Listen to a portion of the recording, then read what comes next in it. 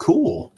All right. It kind of looks like everything is in order. I should be able to get my first guest on tomorrow, and I'm very excited. This is, of course, we'll call it the pilot episode of Totaltext Live. The purpose of this show is to discuss mainly self-published writing, kind of amateur writers, discuss tactics.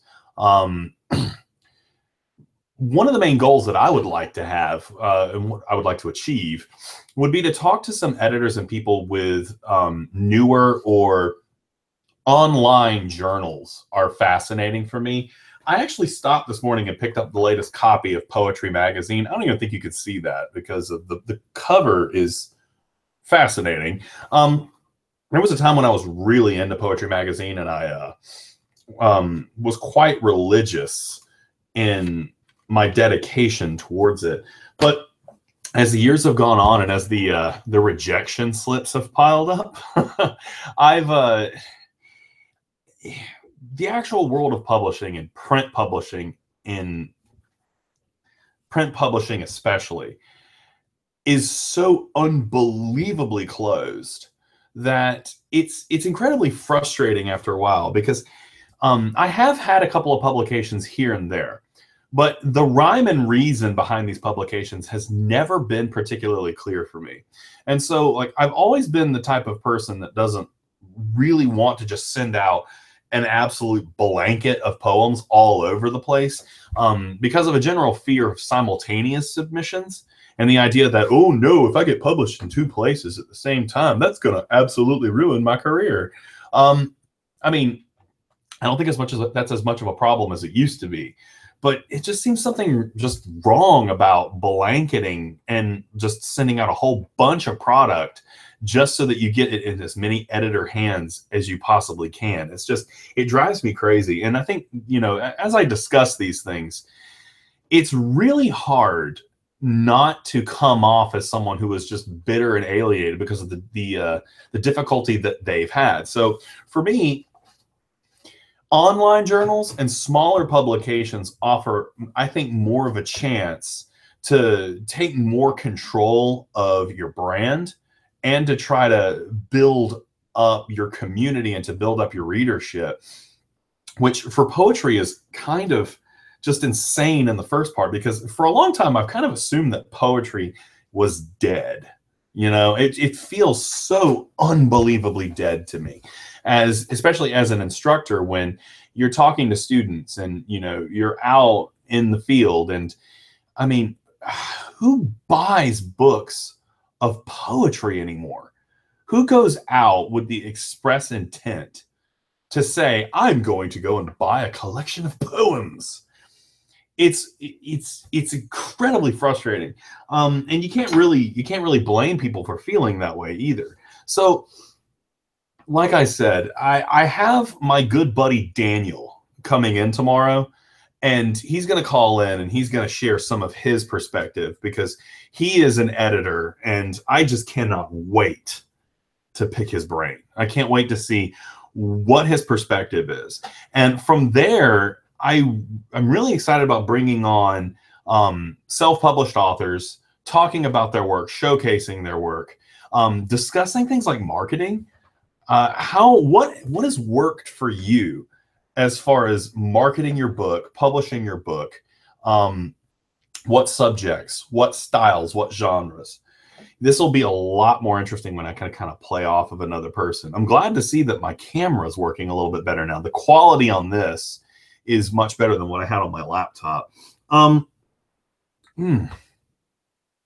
this the day after Halloween was not very smart. And going live is just a completely different beast from when you are trying to do like a really long video essay. I have to say, this is more fun. It's more interesting. I've had one viewer on and they quickly ran for the hills. I don't blame you. So again, I think that we're going to have a lot of interesting discussions here. And I think that for anyone who's interested in writing and submitting and experimenting with self-publishing, I think there'll be a lot of really, really useful tools that we'll come across. And of course, this is going to grow and it's going to develop. And I hope really hope that I can build up a kind of viewer base on this. So I was going to talk a little bit more about Poetry Magazine. I don't want to get into a flame war with them, but let me tell you, it's a strange publication. Poetry, was it Harriet Monroe who published it? I know they usually have it. Yeah, Harriet Monroe. I was always told that this was like the creme de la creme, right? That Poetry Magazine was, if you wanted to have any notoriety, if you wanted to have any type of like gravitas as a poet, that was the place to go. As I'm reading through these poems, and I've read about halfway through the issue, I think I'm a gigantic snoot when it comes to poetry. I think it's really, really hard for me to look at another person's work and not in some ways, like not in many ways, challenge myself and think of what could I have done? How could I have done that better? How could I have, used that device? Is that an appropriate device to use? Is this working in the way that they think it's working? It's going through poems that are published in like a print publication with that kind of prestige. Man, it's like slogging through mud. And especially since, the way that this is presented, and I'm going to actually ask another buddy of mine on this.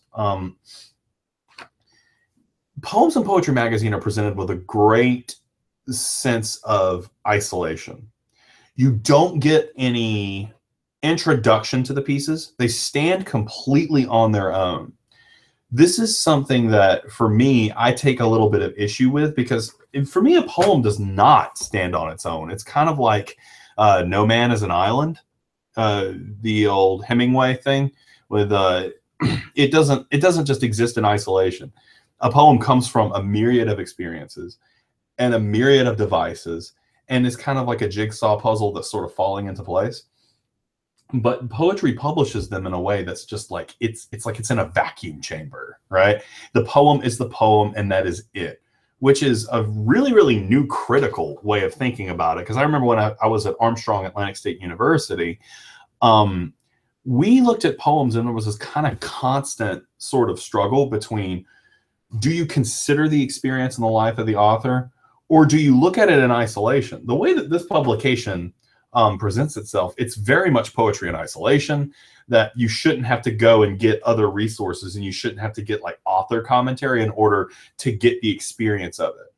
I'm a little divided on that right now. That might be part of the reason why Poetry Magazine is so difficult for me. This is actually kind of fun. I like the way that I can kind of think about these things on the fly and not be scripted. Usually with these types of videos, you're so scripted because you're trying to use your time as efficiently as you possibly can.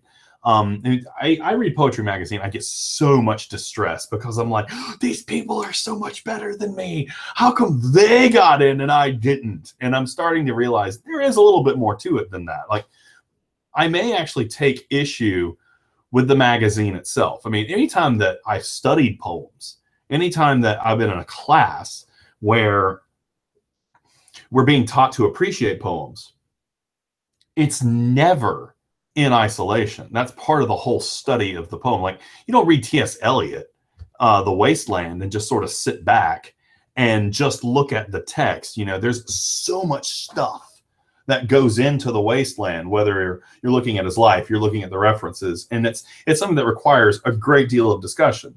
And this publication is just so unbelievably sparse, and its presentation gives you absolutely nothing. I mean, there is a bio page, I think, at the end. Yeah, you get like a little short blurb about the contributors. But man, I feel like a poem almost requires an essay that comes with it. In fact, when I teach poetry in my English 1101 classes, I require a great deal of commentary to be packaged with it, right? Because, I mean, it is something that comes with a great deal of baggage. So I don't know, maybe the whole aesthetic of the thing is the fact that it's supposed to stand on its own, and it's supposed to carry with it a kind of universality, which I don't know. I don't even know if that's possible. Like, you read these poems, and I would talk about some specific ones, but obviously I don't want to, run the risk of like, don't talk about our poems, because that's legitimate. I'm definitely not criticizing them for that. You got to protect your material. But authors in Poetry Magazine will often make reference to something that is obviously extremely personal, and they never get the chance to really explain what those personal experiences are, who they're with. I don't know, maybe like my conception of poetry is more in line with like fiction. I remember Ezra Pound, and Ezra Pound once said something along the lines of that if it's something that you would do in a story, don't do it in a poem. A poem is not supposed to function the same way. I don't know if I agree with him. I mean, there's a lot of narrative context. There's a lot of narrative stuff that a poem can do. So I don't know, maybe I'm just so in the middle of all this stuff that I'm still trying to figure out my stance on it. But I will say this. As prestigious and as awesome as Poetry Magazine is, it never ceases to infuriate me. Maybe from that bitterness and jealousy that I've never been published there, but I feel like I do at least have some issue with the way that they present themselves. And I mean, think about it. It's been around for a long time, right? So that tradition, it's more of a traditionalist set. That aesthetic it dates back a long time, almost kind of to that modernist idea, or the high modernists. The fact that high modernists kind of conceived of poetry as like a puzzle box. And in order to appreciate it, you needed to have the knowledge to understand the references and to follow the logic and to kind of like wrestle with it. My aesthetic now, I desperately long for a poem that is plain language. And so often poems rely upon complex vocabulary and obfuscation of meaning. And I've been really searching for the type of poem that gets the attention of people who are not necessarily interested in poetry. How does one do that? I don't know if the poems in Poetry Magazine are accomplishing that. I really hope that somebody comes along and schools the ever-living crap out of me. Because, again, this is an absolutely prestigious thing. This is the type of text that you just don't really criticize. It's extremely bad form. So I'm taking a lot of risks here, but that's the nature of live as well, right? So I think that this is enough. I'm actually anxious to go back and look at the video quality of this and see if it's any better. But I'm really excited to get guests on, because, when I'm floating the material, I'm going to say some pretty stupid stuff. I'm going to, completely talk circles around myself. Having somebody to actually call me out on my bull crap will be refreshing. I'm excited about it. So tomorrow, the plan right now is 2 p.m. Gonna have Daniel on, and he's going to wow us with his awesomeness.